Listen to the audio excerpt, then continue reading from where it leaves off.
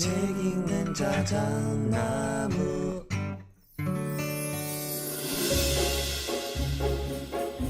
안녕하셨습니까? 봄아저씨 책 읽는 자작입니다. 오늘도 참 재미있고 특별한 책 소개해드립니다. 몸은 얼굴부터 늙는다 인데요. 이 책의 제목부터 재미있으면서도 왠지 뜨끔합니다. 주변에 나이는 동갑인데 어떤 사람은 나이가 훨씬 어려 보이고 어떤 사람은 훨씬 늙어 보이는 경우 종종 보게 되죠. 시간은 모두한테 똑같이 흐르는데 왜 노화의 속도는 사람마다 다른 걸까 생각해 보신 적도 있었을 것 같습니다. 이 책에서는 그 비밀이 바로 만성염증이랑 AGE, 최종 당화산물에 있다고 말합니다. 면역 반응의 폭주로 발생하는 염증은 마치 우리 몸 안에 난 불과 같아서 작은 불씨를 제때 잡지 못하면 온몸으로 번져가게 된다고 해요. 그리고 그 불씨의 주범이 바로 단백질과 당이 결합해서 생기는 AGE라는 물질이라고 합니다. 본문에서 AGE에 대해서 자세하게 다뤄볼 거예요. 재미있는 사실은 이러한 노화의 징후가 가장 먼저 드러나는 곳이 바로 얼굴이라는 점입니다. 그러니까 거울 속에서 갑자기 늙어 보이는 내 얼굴은 단순히 외모의 문제가 아니라 몸 깊숙이 무언가 잘못되고 있다는 적신호라고 생각해야 된다는 겁니다. 노년은 전투가 아니다. 대학살이다라는 필립 로스의 명언처럼 노화는 피할 수 없는 운명 같지만 사실 우리가 어떻게 관리하느냐에 따라서 그 속도를 조절할 수 있다고 합니다. 이 책에서도 또 말하지만 입으로 들어가는 거 바꾸라는 조언 역시 중요했습니다. 고온에서 가열된 음식 주의해야 하고 액상과당이 적게 함유된 식품을 선택하는 등 일상에서 실천할 수 있는 팁들 여러 가지 있습니다. 자, 책을 읽다 보면 치주병이 단순한 입속 문제가 아니라 당뇨병, 치매, 불임까지 일으킬 수 있다는 사실을 알게 됩니다. 왠지 미뤄뒀던 치과 예약 다시 잡아야 하지 않나. 치과 진료가 이렇게 중요했어 싶다니까요. 본문 내용 듣고요. 클로징 때 다시 내용 정리해서 말씀드릴게요.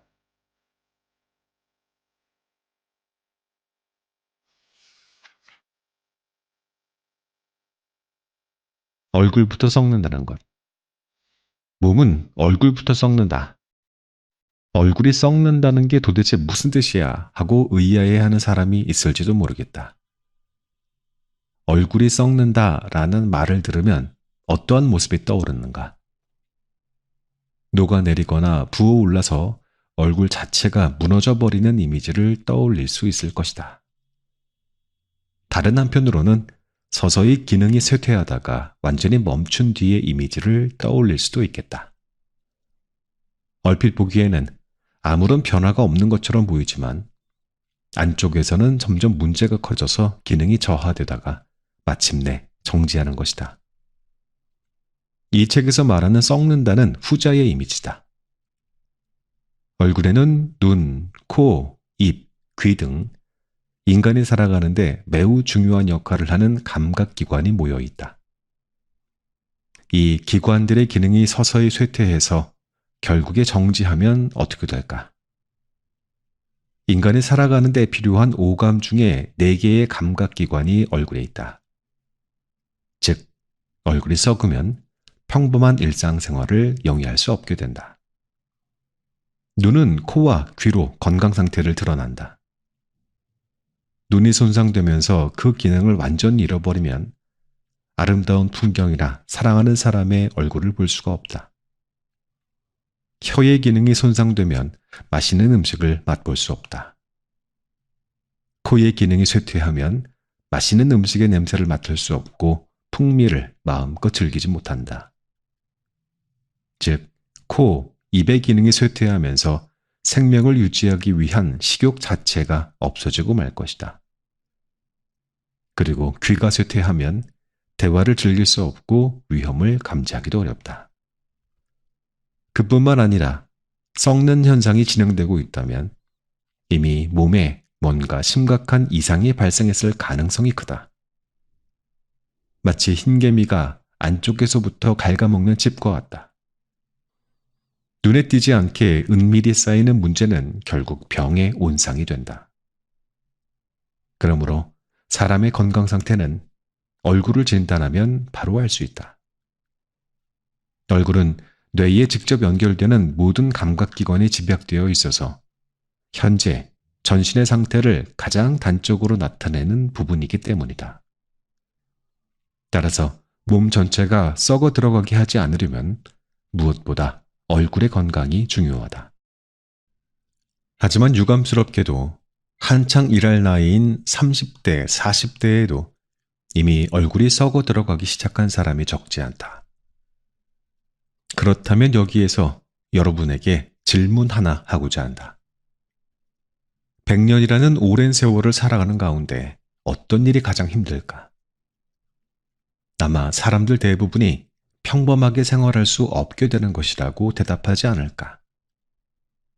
그렇다면 평범하게 생활하기 위해서는, 즉 건강 수명을 늘리기 위해서는 어떻게 해야 할까?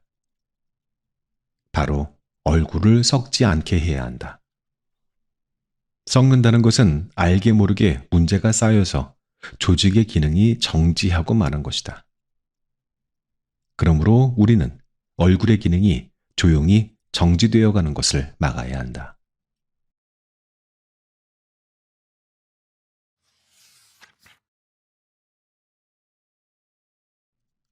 몸 안에 생기는 붉은 염증. 염증이 생겼을 때 몸은 어떤 상태가 될까? 면역세포가 병원체와 싸우는 이야기로 돌아가자. 병원체나 이물질에 대해 강력한 물리적인 공격을 하는 2단계에서 면역세포는 팀워크로 물리적인 공격을 하기에 사이토카인을 방출한다. 예를 들면 사이토카인은 모세혈관을 확장해서 지원해줄 다른 면역세포들을 불러들이라는 메시지를 발생한다. 한편으로는 면역세포를 활성화하기 위해 뇌의 시상하부에 영향을 줘서 발열을 일으키는 메시지를 보내기도 한다. 병원체를 몰아내기 위해 사이토카인으로 면역세포를 활성화하면 면역세포는 병원체에 감염된 자신의 몸의 세포를 점점 파괴하기 시작한다. 당연한 얘기지만 세포의 파괴에는 고통이 동반한다. 면역세포가 물리적으로 공격하는 부위는 붉게 변하거나 열이 나고 통증이 생기거나 붓기도 한다. 마치 몸 안에서 불꽃이 일어난 것 같은 상태가 되는 것이다.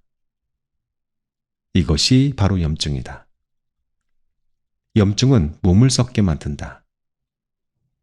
염증은 크게 두 가지 종류가 있는데 하나는 급성 염증이다. 급성이라는 말 그대로 일과성 염증을 말한다. 급성 염증은 1에서 2주 정도면 수습되는 일시적인 염증이다. 이른바 체질성 등에서 볼 수 있는 염증으로 이 책에서 말하는 썩는 상태는 아니다. 그러나 만성적으로 계속되는 염증은 썩는 상태를 유발한다. 자신의 몸이 면역세포에 의해 장기간 공격을 받으면 부패가 한층 더 진행된다. 이 상태를 만성염증이라고 한다. 약한 불 같은 염증이 오랫동안 계속되거나 반복되면 몸의 기능이 조금씩 약해진다. 피부나 장기가 딱딱해져서 방어 기능이나 본래 장기의 기능을 다하지 못하게 되는 것도 염증 때문이다. 사람들 대부분은 자신의 몸 안에는 그런 만성염증이 없다고 생각할지도 모른다. 하지만 전 인구의 70%가 앓고 있는 염증성 질환이 있다. 바로 치주병으로 입 안에 생기는 만성적인 염증이다. 면역세포에 의해 세포가 사멸할 때 이 세균이 지닌 독소가 방출되는 것이다. 이 내독소의 면역 반응에서 사이토카인이 대량으로 분비된다. 면역세포가 활성화돼서 잇몸이 붓고 염증이 유발되거나 백혈구가 활성화되기도 한다. 이러한 식으로 자신의 몸을 공격하고 염증 상태를 일으키는 것이다. 염증 상태가 계속되면 세균에 감염돼 잇몸 조직이 점점 파괴된다. 치조골이라는 치아를 지탱하는 뼈가 녹기 시작하고 결국은 치아가 빠지고 만다. 이처럼 몸의 기능이 조금씩 저하되는 부패와 만성염증은 매우 밀접한 관계가 있다. 치주병은 치아 주변에 있는 치주 조직에 염증이 생겨 결국은 치아라는 기관의 기능을 잃는 무서운 병이다. 하지만 최근에는 그 이상으로 치주병과 전신 질환의 연관성이 주목받고 있다. 입안에는 약 500에서 700여 종의 세균이 있다. 그 세균들은 제각기 역할이 있는데 식생활이나 생활 환경의 변화에 따라 세균의 균형이 깨지면 내독소를 가진 세균이 늘어난다. 이 세균은 치아 주변에서 염증을 일으키는 데 그치지 않는다. 사람의 입은 항상 열려 있고 하루에 1리터에서 1.5리터의 타액을 삼킨다. 그 세균은 이 타액에 합류하여 위장 등 소화기관을 통해 몸 안의 또 다른 장기에 이르게 된다. 치주병이 심해지면 문제는 더 커진다. 잇몸 조직이 파괴되어 온몸 곳곳에 연결되는 혈관과 이어지면 세균이 혈관을 타고 온 몸을 돌기 때문이다. 그러면 온몸에 존재하는 면역세포가 세균과 내독소에 반응해서 염증을 만드는 사이토카인을 퍼뜨린다. 결국 온 몸이 염증에 휩싸이게 되는 것이다. 부실한 양치질, 노화, 스트레스, 흡연, 이러한 요소들이 복합적으로 치주병을 일으킨다. 그러나 아직도 입안에서 일어나는 일이라고 가볍게 생각하고 있진 않은가? 그렇게 생각한다면 큰 오산이다. 치주병이 정말 무서운 이유는 이뿐만 아니라 전신에 영향을 미치기 때문이다. 치주병균이 혈관을 타고 전신을 돌아다닌다. 세균이 혈액으로 들어오면 병의 원인이 된다. 본래 세균은 조직의 표면에 있는 것이지 혈액 안으로 들어가는 것이 아니다. 하지만 어떠한 계기로 혈액 안으로 세균이 들어간 상태를 균열증이라고 한다. 구강 내에는 치주병 때문에 잇몸에 염증이 일어나고 상처가 난다. 그것을 통해 치주병균이 혈액 속으로 침입한다. 그래서 중증 치주병 환자는 양치질을 하는 것만으로도 경도의 균열증을 일으킨다. 혈액 속에 침입한 치주병균은 온몸에 퍼진 혈관에 따라 전신에 퍼진다. 이때 치주병균과 내독소에 면역세포가 과민하게 반응하여 몸속에 염증을 일으키고 만다. 그리고 혈액 속에 침입한 치주병균에 반응한 면역세포로 인해 아테롬이 형성되면 동맥경화가 진행되어 심혈관 질환을 일으킨다. 또한 치주병균이 심혈관계 장기세포에 직접 감염함으로써 심혈관 질환을 더 악화시킨다는 사실도 밝혀졌다. 구강 내 세균이 전신 질환과 연관이 있는 데에는 다른 이유도 있다. 디스바이오시스가 장내 플로라 이상을 유발하는 것이다. 디스바이오시스는 비만과 당뇨병, 심혈관 질환의 주된 원인이다. 치주병이 악화시키는 질병들. 입안에서 염증을 일으켜 치주병을 유발하는 세균이 전신에 퍼져나가면 다른 장기에 있는 다른 만성염증과 서로 영향을 주고받아 증상을 더 악화시킨다.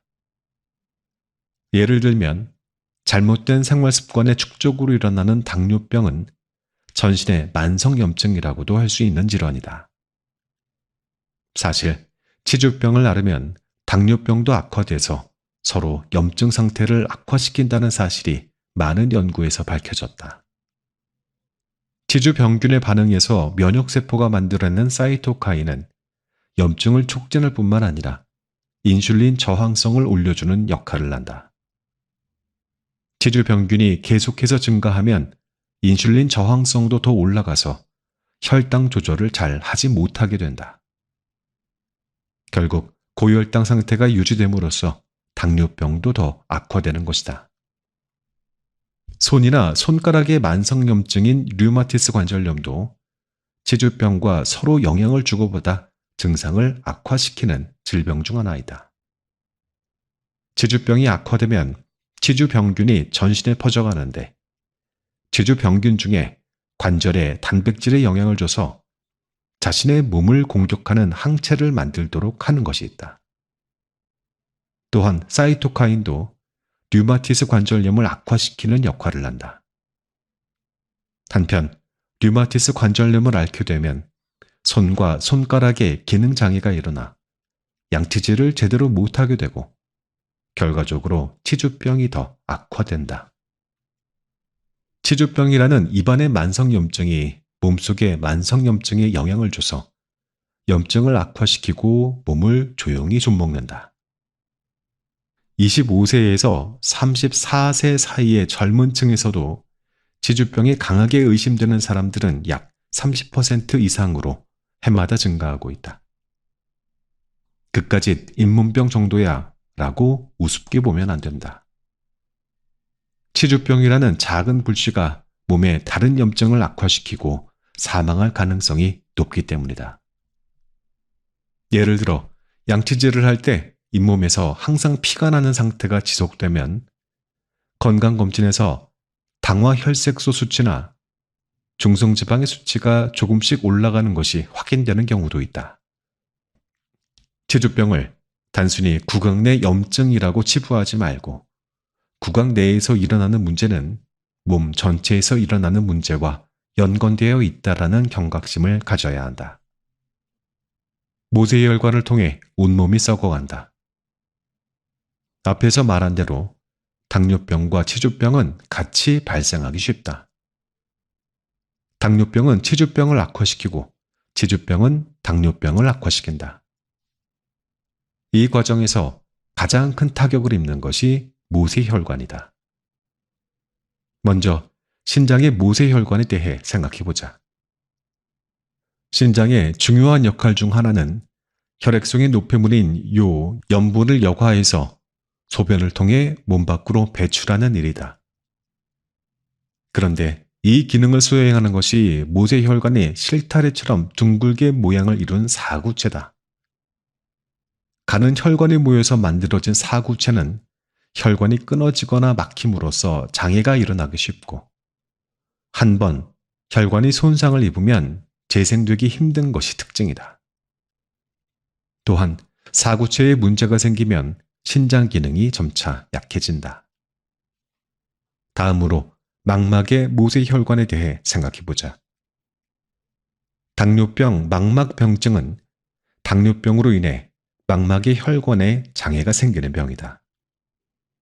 당뇨병 망막병증의 초기 단계에는 자각 증상이 거의 없다. 하지만 내부에서는 증상이 차차 진행되고 있다. 혈당치가 높아지면 망막에 있는 모세혈관이 약해지고 그러면 망막의 작은 출혈반이나 혈액의 흐름이 나쁜 곳이 나타난다. 그리고 망막에 산소를 공급하기 위해 망막에서 수정체를 향해 새로운 혈관이 늘어난다. 이때 망막의 혈관 상태를 보면 작은 신생혈관이 차례차례 생겨난다는 사실을 알 수 있다. 좀 더 증상이 지속되면 망막이 안구에서 벗겨지는 망막 박리 상태가 된다. 빛이나 색을 인지하는 망막이 벗겨지면 결국 실명하게 된다. 치아에 붙은 치석이 화재의 발화점이 되게 해서는 안 된다. 그런 불이 일어나기 쉬운 곳을 미리 파악하고 주의를 기울이는 것이 중요하다. 그 작은 불은 입안에서 발생한다.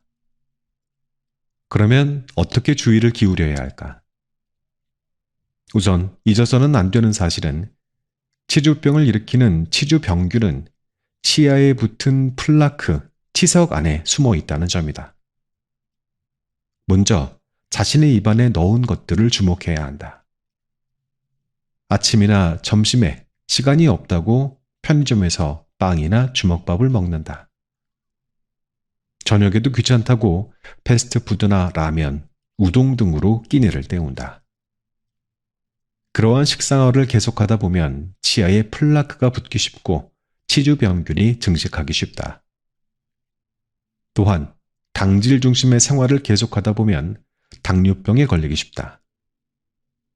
자신의 치아에 플라크가 붙지 않도록 매일 양치질을 거르지 않는 것이 중요하다.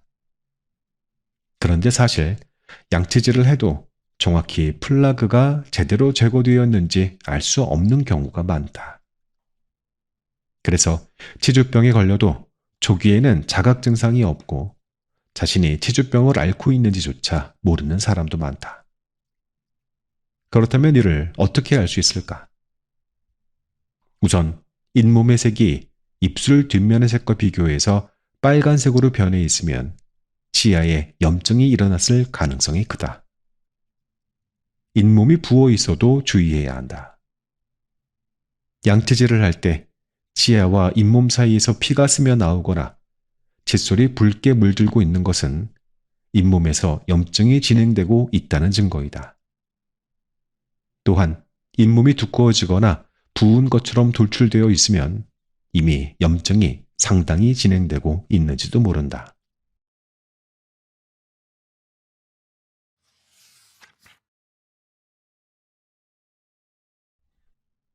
만성염증과 노화의 원흉 AGE.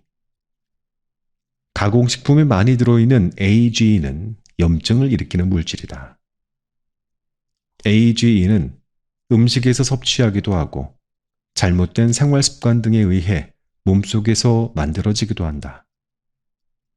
또한 만성염증뿐 아니라 노화도 깊은 연관이 있는 물질이라는 사실이 밝혀졌다. 지금까지 노화의 주된 원인은 세포를 산화시키는 활성산소라는 물질이라고 알고 있었다. 하지만 최근 연구에서는 당화가 상당한 수준 이상으로 세포를 손상시키는 원인으로 주목하고 있다. 당화란 단백질과 당이 결합해서 단백질이 변질되는 현상이다. 그 당화의 결과로 생성된 물질을 AGE라고 부른다. AGE란 Advanced Glycation End Products의 약자로 최종 당화산물이라고도 한다. 강한 독성을 가지고 있어서 전신의 건강과 노화에 심각한 영향을 미치는 물질이다. 더구나 한 번 당화돼서 AGE가 된 단백질은 원래대로 돌아가지 않는다. AGE는 당화된 세포의 기능을 저하시킬 뿐만 아니라 주변의 정상적인 세포도 공격하고 만다. 당과 단백질의 결합이라고 해도 아직 상상이 잘 안 갈 수도 있다. 자주 먹는 음식을 예로 들어보자. 맛있게 구운 핫케이크를 떠올려보라. 식욕을 자극하는 표면의 노르스름한 색, 이것이 바로 당화이다. 핫케이크의 재료는 계란과 우유 등의 단백질과 밀가루, 설탕이다. 프라이팬 위에서 단백질과 당이 만나 당화한다. 이 당화 반응은 프랑스의 화학자 마이야르 박사에 의해 발견됐기 때문에 그 이름을 따서 마이야르 반응이라고 한다.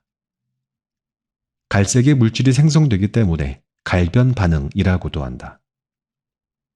당화는 단백질과 당, 가열이라는 세 가지 조건이 갖춰지면 어디서든 일어난다. 인간의 몸은 단백질로 이루어져 있고 혈액에는 음식을 통해 섭취한 에너지원이 되는 당분이 있고 체온은 36도에서 37도다. 핫케이크가 노르스름하게 구워지는 것 같은 마이야르 반응이 몸 안에서도 일어나는 것이다. 하지만 그 맛있어 보이는 핫케이크에서 볼 수 있는 반응이 왜 몸에 악영향을 미치고 만성염증의 원인이 되는 것일까? 원래 인간의 몸 안에서는 자신의 세포에 대해 면역 반응이 일어나는 일은 없다. 하지만 당과 결합하여 변성된 단백질은 이물질로 인식해서 면역세포에게 공격을 받는다. 또한 대부분의 세포에는 AGE라는 열쇠 구멍이 되는 수용체가 있다. 이 수용체는 RAG라고 하는데 AGE와 RAG가 결합하면 면역 반응이 일어나 활성산소가 대량으로 발생한다. 나아가 AGE에 의해 일어난 염증은 몸이 AGE를 제거하려는 움직임도 방해한다.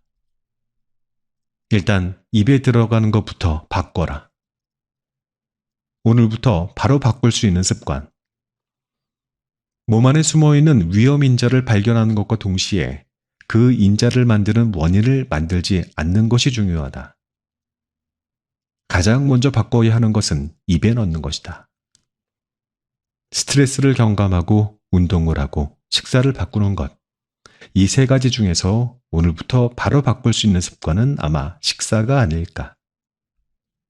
스트레스를 경감하려고 해도 스트레스를 낳는 원인이 인간관계에 있다면 갑자기 바꾸기 어렵다.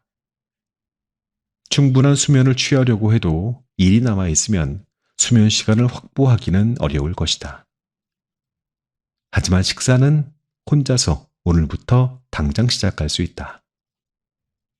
잘못된 식습관을 계기로 입안이나 장내 세균의 균형이 무너지고 혈관을 통해 몸속에 염증이 퍼진다. AGE가 많이 포함된 가공식품을 섭취함으로써 혈당치가 올라가고 몸의 여기저기에 염증을 일으키는 AGE를 쌓는다. 즉, 식생활을 바꾸면 몸의 염증을 억제할 수 있을 것이다. 그렇다고 해도 무엇을 어떻게 바꾸면 좋을까 고민하는 사람도 많을 것이다.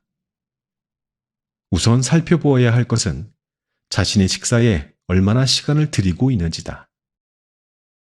시간을 들이지 않고 신속하고 손쉽게 공복을 채우는 방법만 생각하고 있지 않은가. 그렇기 때문에 빵이나 파스타, 우동, 덮밥 등 아무래도 당질과 지질에 편중된 가공식품을 선택하게 된 것이다. 이러한 음식들을 주의하지 않고 먹으면 어떻게 될까? 그러면 우리 몸이 염증투성이가 되고 말 것이다. 노화와 직결된 조리법과 성분 표시에 주의하라. 그렇다면 어떠한 음식을 먹어도 될지를 판단하는 기준은 무엇인가? 그것은 조리법에 주의하는 것과 가공식품의 경우 식품의 성분 표시를 보는 습관을 들이는 것이다. 첫 번째, 식품을 고온에서 가열하는 것은 되도록 먹지 않는다. 시간이 없을 때 전자레인지를 이용해서 조리하는 사람이 많다. 최근에는 전자레인지로 조리해서 바로 먹을 수 있는 음식을 파는 가게도 눈에 많이 띈다. 전자레인지에서는 식품이 갈색으로 변하지 않기 때문에 단백질과 당의 마이야르 반응이 일어나지 않는다고 생각하는 사람도 있겠지만 실제로는 삶는 것보다 AG 양이 더 많이 늘어난다. 전자레인지는 마이크로파로 식품의 분자를 진동시켜 고온으로 만든다. 그렇기 때문에 구웠을 때처럼 색이 나지 않아도 마이야르 반응과 같은 상태가 된다. 또한 차가워진 음식을 전자레인지로 다시 데우는 사람도 있는데 이미 조리한 튀김이나 크로켓을 다시 데우면 식품의 AGE를 더 높인다는 사실을 기억하자. 햄버거나 감자튀김 같은 패스트푸드에도 AGE가 많이 들어있다. 많은 고객에게 단시간에 상품을 제공하기 위해서 식재료를 고온에서 가열 처리하기 때문이다. 특히 고온으로 튀긴 식품은 각별한 주의가 필요하다. 햄버거 한 개에는 튀김 100g과 같은 양의 AGE가 들어있다. 고온에서 만드는 감자튀김에는 생감자에 비해 AGE가 약 90배가 들어있다. 두 번째, 과일을 많이 먹는 게 몸에 항상 좋은 것은 아니다. 과일은 건강한 음식이다. 그러나 지나치게 많이 섭취하면 몸이 당화돼서 노화를 촉진한다. 그 이유는 과일에 과당이라는 당이 많이 함유되어 있기 때문이다. 과당은 과일의 단맛을 더 나게 하고 인간의 몸에 있어서는 가장 빠른 가솔린과 같은 역할을 한다. 과당은 원칙적으로 간에서 에너지원으로 사용하기 때문에 혈액 내 농도가 낮고 쌀이나 빵 등에 들어있는 포도당과는 달리 대사에서 인슐린의 영향을 받지 않는다. 그래서 먹어도 혈당치가 올라가지 않아 건강한 음식으로 오인되어 왔다. 그러나 과당을 과도하게 섭취하면 바로 중성지방으로 변환되어 지방간의 원인이 되며 비만을 초래하고 당뇨병에 걸릴 위험 또한 높아진다. 심지어 과당은 체내 단백질과 결합해 AGE를 생성하는 비율이 포도당의 10배나 된다. 몸에 좋을 것 같다고 해서 과일을 과식하는 것은 안 될 일이다.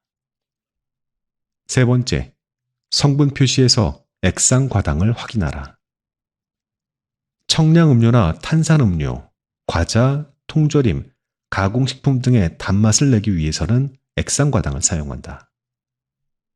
이름 그대로 옥수수에서 추출한 포도당을 일부 과당으로 바꾼 감미료이다. 옛날에는 설탕이 너무 고가여서 단맛을 낼 때 그 대용품이 필요했다.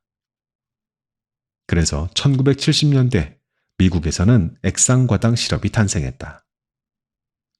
액상과당의 단맛은 포도당의 무려 3배이다. 또한 액상과당은 열에 강하기 때문에 잘 변하지 않아 보존에 용이하다.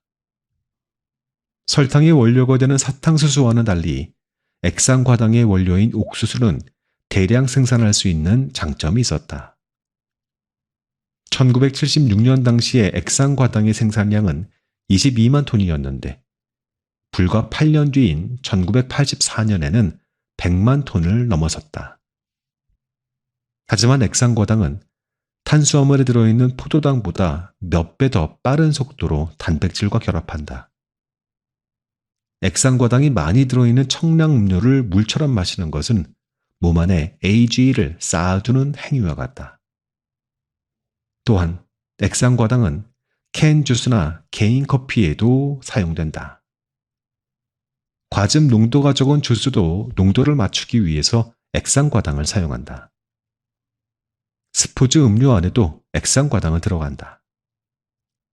수분 보충에 좋다고 매일 마시면 AGE 투성이가 되고 말 것이다.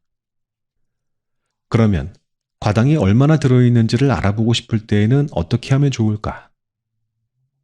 성분 표시를 살펴봐야 한다. JIS 규격에서는 함유량이 높은 것부터 표시하게 되어 있다.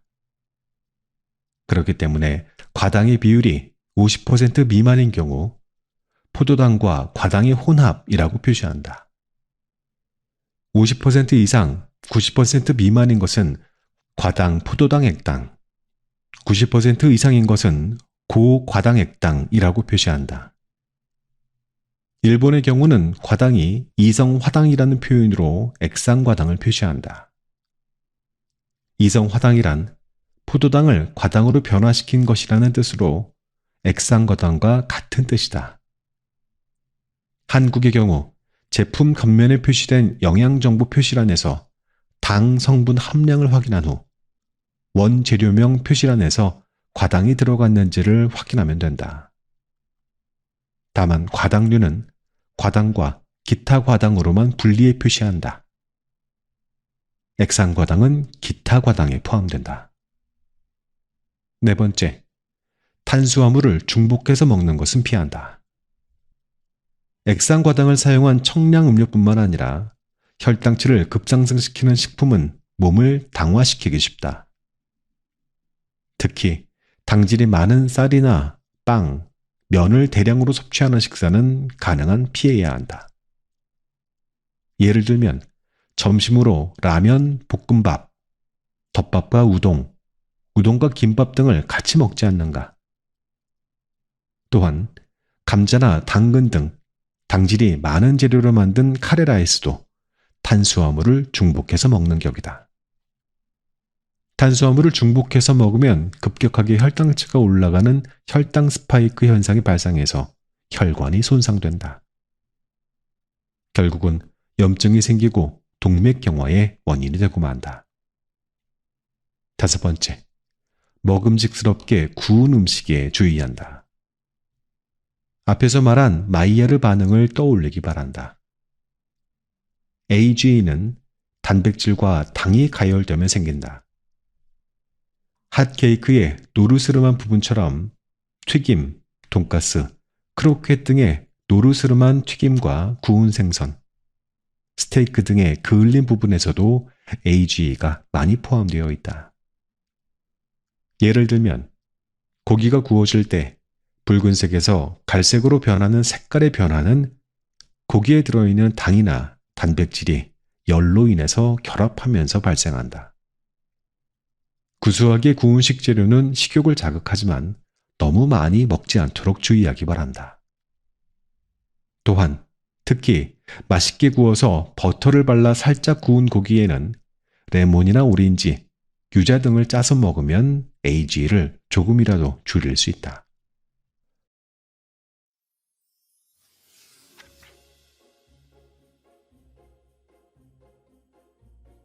이 책의 낭독은 여기까지 하겠습니다.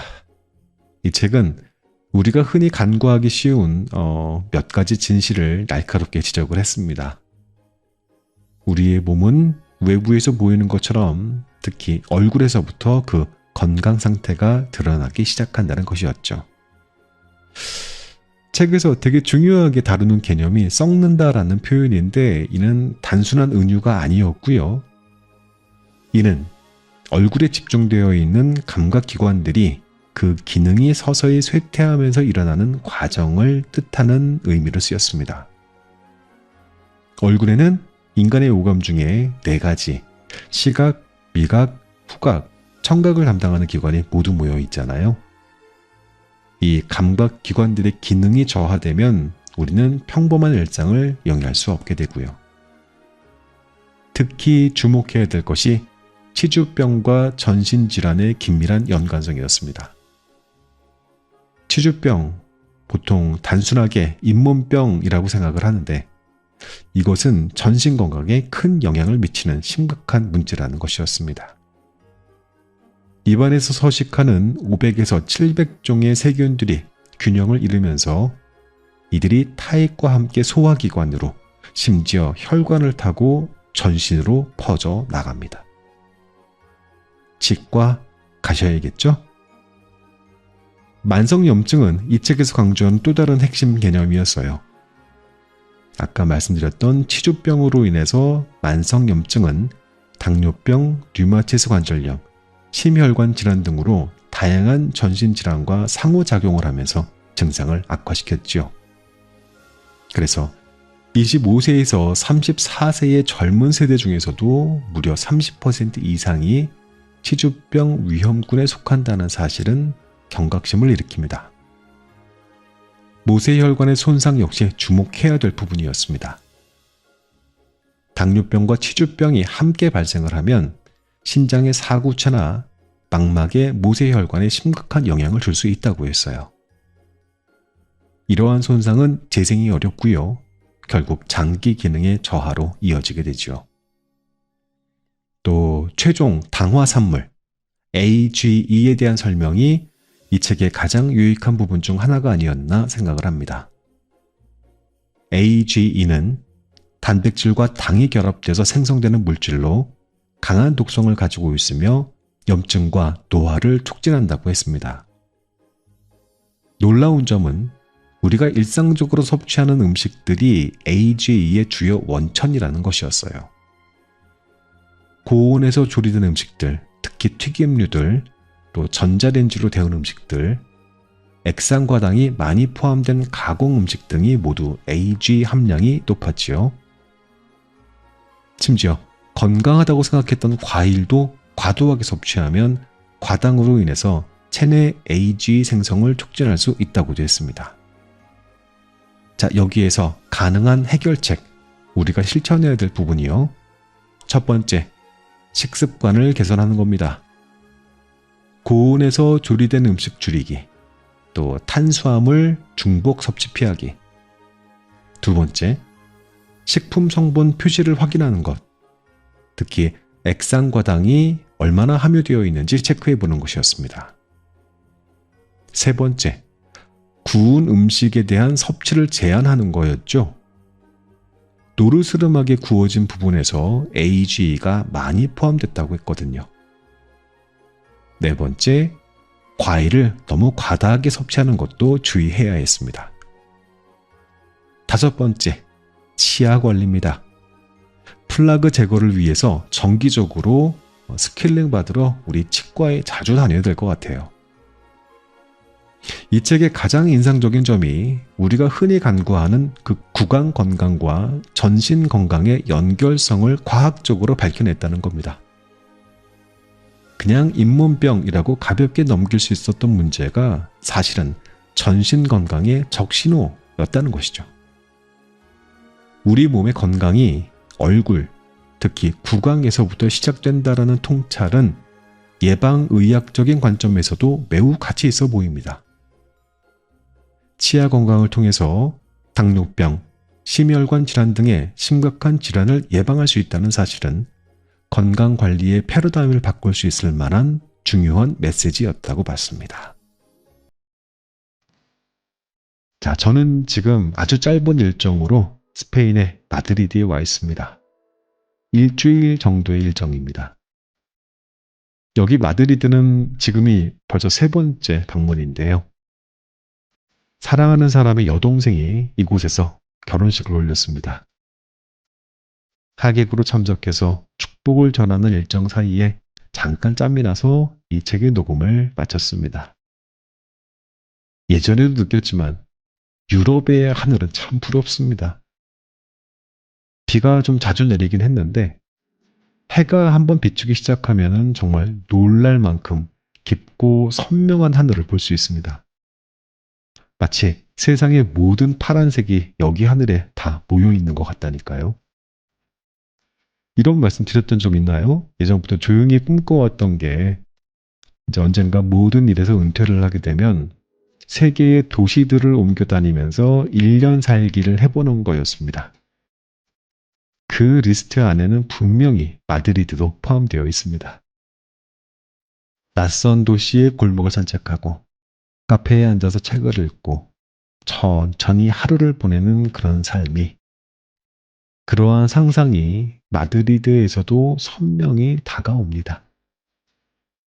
이제 모든 일정 마치고 곧 한국으로 돌아갈 준비를 하고 있고요.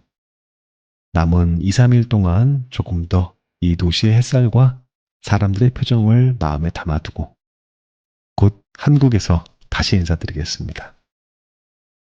지금까지 스페인 마드리드에서 봄아저씨 자작이었습니다.